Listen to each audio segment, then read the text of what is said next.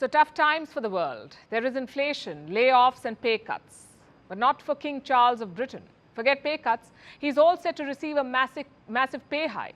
The British monarchy has a budget of $110 million. By 2025, it will increase to $160 million, which is a 45% pay hike. How are Rishi Sunak and his government justifying this? By simply lying about it. Let me explain. The monarchy's budget is called the sovereign grant. Until the year 2011, the parliament controlled it. The MPs would decide how much money the royals would get. But that system has been changed. The new one is linked to profits. The monarchy has assets worth around $28 billion.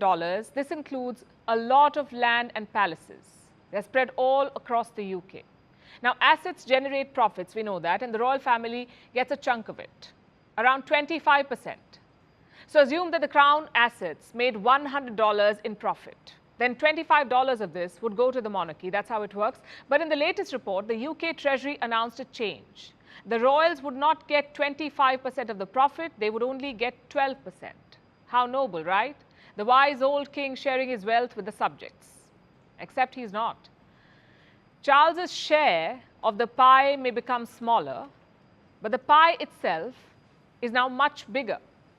Let me show you the numbers and explain. The crown's profit this year will be around $570 million, but next year it will double. The forecast is $1.3 billion. What explains the surge? Some royal land has been leased off for wind farms, and the payments will come in next year. So do you see what the British government has done? On paper, they have cut the royal budget, but in practice, they have increased it by 45%. The math is quite simple. 12% of $1.3 billion is still bigger than 25% of $550 million. So it's simple manipulation of facts. Look at the statement from the UK Treasury, and I'm quoting, "Cutting the rate to 12% is expected to reduce the sovereign grant by £24 million. This money will instead be used to fund vital public services for the benefit of the nation." And we thought China was good at propaganda. Let's be clear here. King Charles is not taking a pay cut, he is getting a massive hike, and that too in the middle of a cost of living crisis. Inflation in the UK is around 8%. Compare that to other G7 economies. In the US, inflation is 3%. In the Eurozone, around 5.5%. Japan, 3.3%, and Canada, 2.8%. So the UK is much worse than its peers. Earlier this month, they announced new packages for the NHS. That's the National Health Service, NHS. It's a publicly funded healthcare system. The NHS has around 1.2 million people on their payroll, doctors, nurses, administrators. Guess what their pay hike was? 5%. Inflation is 8%, but the pay hike was 5%. And these are the same people who worked 24/7 during the pandemic. They worked while UK officials partied at Downing Street, and their price, a 5% hike. Meanwhile, the 74-year-old with a made-up job gets 45%. I know it's an unfair world, but this is pushing it. The British royals already enjoy multiple financial privileges. For instance, they pay no estate taxes.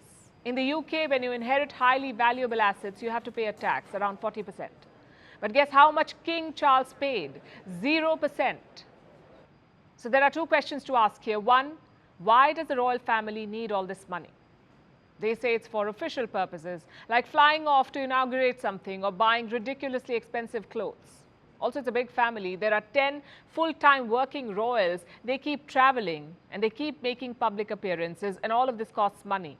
Question number two, do other royal families have budgets like these? Well, they do, but not this big. Monaco, for instance, spends around $54 million. The Netherlands, $49 million. Norway, also $49 million, and Belgium, $15 million. The less visible you are, the smaller your budget. Now, I know what the UK government will say. The monarchy is a symbol of national pride. They're doing very important work for which they are paid. Well, we completely disagree. Cutting ribbons is not exactly important work. Neither is giving away trophies at the Wimbledon. Someone else could do all of this, someone more deserving. These expenses occur because the royal family exists, because you invite them to do stuff.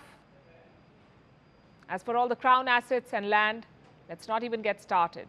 This vast estate was not built on merit or hard work. It was built on slavery and oppression. Rewarding them with a 45% pay hike is controversial at best, criminal in the times we live in.